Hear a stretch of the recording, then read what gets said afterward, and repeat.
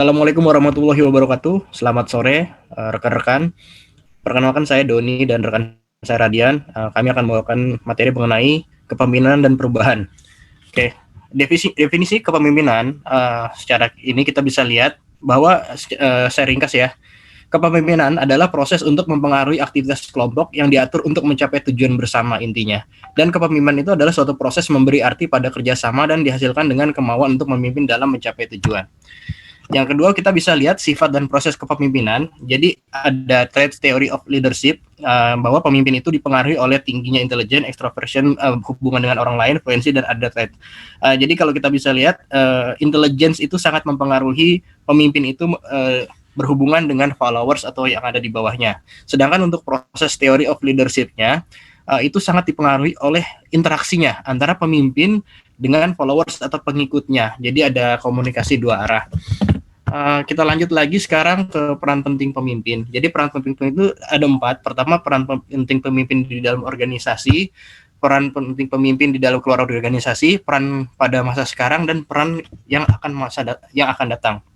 Untuk peran pemimpin, untuk keluar organisasi, pemimpin itu sebagai juru bicara atau penasihat atau negosiator. Jadi pemimpin itu adalah mewakili organisasinya atau mewakili kelompoknya menjadi pembicara, penasihat, negosiator untuk berhubungan dengan orang lain. Jadi pemimpin itu juga termasuk sebagai perwakilan dari followersnya sendiri. Nah, untuk yang masa sekarang, dalam organisasi dia itu sebagai coach.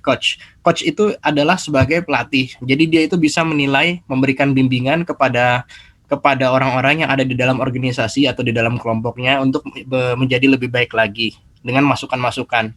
Selanjutnya, keluar organisasi untuk masa depan memberikan strategi dan visi, bahwa pemimpin itu ke depannya dia harus memberikan strategi dan visi yang ingin dicapai dengan cara-cara yang sebelumnya tidak pernah dilaksanakan untuk mencapai target yang sebelumnya belum pernah dicapai.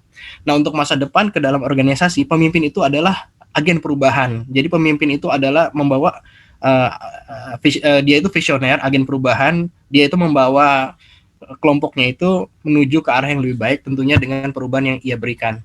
Selanjutnya akan dijelaskan oleh teman saya Radian, silakan. Baik, saya lanjutkan kepemimpinan dalam manajemen perubahan. Ini menurut Natila dan John Kotler, ada perbedaan antara manajemen dan kepemimpinan. Peran manajemen di sini lebih kepada administrasi ya, yakni merencanakan, menjadwalkan, menginstruksikan, mengelola sumber daya. Jadi fokusnya kepada operasi dan cara kerja. Sedangkan peran kepemimpinan itu fokusnya kepada memberikan arahan yang benar, mendesain visi dan misi, komunikasi, kerjasama, membina, dan mendorong organisasi. Jadi kalau kita simpulkan, kepemimpinan itu lebih fokus pada proses dari organisasi itu.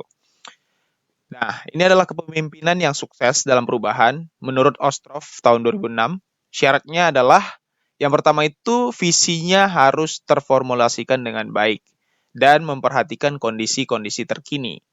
Yang kedua itu, pemimpin itu harus menciptakan suasana yang saling mendukung antara satu dengan yang lain. Yang ketiga itu, pemimpin itu harus menghargai setiap pendapat terhadap tujuan dan lain sebagainya.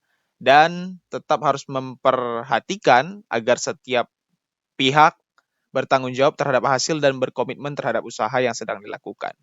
Yang keempat itu adalah pentingnya partisipasi atau keterlibatan karyawan dalam lingkup yang luas gitu, tidak hanya di top manajemen saja. Nah, ini karakteristik pemimpin yang sukses atau kepemimpinan yang sukses, yaitu ada desire dan inovasi. Artinya dia harus ada inovasi. Yang kedua, emotional intelligence-nya baik. Yang ketiga, komunikasinya baik. Yang keempat, team player atau dapat bekerja sama. Yang kelima, self-development, mampu mengembangkan diri sendiri. Yang keenam, involve other people, bisa melibatkan banyak orang. Yang ketujuh, komitmen dan keterlibatannya tinggi. Yang kedelapan, tidak takut terhadap konflik. Jadi, inilah materi yang dapat kami sampaikan pada kesempatan ini. Terima kasih atas perhatian dan sudah menonton materi dari kami.